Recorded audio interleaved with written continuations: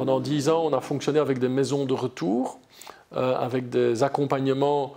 psychosociaux pour permettre à des familles qui étaient arrivées en bout de procédure à envisager un retour dans leur pays d'origine, à établir éventuellement un plan de réinstallation dans leur pays d'origine concrètement. Et ça a donné comme chiffre de résultat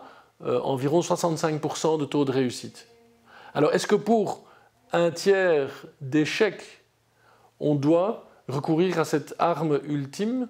qui est l'enfermement, qui est l'emprisonnement des enfants? Est-ce que ça vaut vraiment la peine de bafouer les droits fondamentaux de ces enfants qui n'ont rien demandé à personne et qui ne sont pas responsables même pour les décisions prises par leurs parents ou les comportements adoptés par leurs parents, à savoir de ne pas donner suite à un ordre de quitter le territoire? Ils ont peut-être de bonnes raisons de ne pas donner suite, peut-être justement leur enfant qui est né ici, qui a été scolarisé ici, c'est une autre question. Mais est-ce que ça justifie l'enfermement pour autant?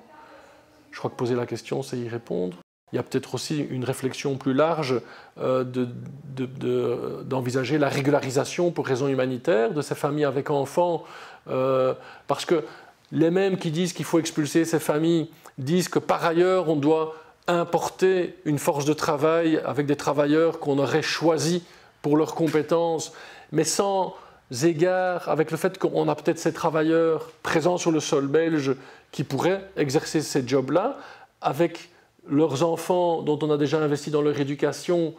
parce qu'ils vont dans nos écoles, et qu'on va faire venir des travailleurs qui devront s'intégrer chez nous. Ça ne se passera pas comme ça non plus, alors que parmi nous, il y a des familles en séjour illégal qui pourraient être régularisées.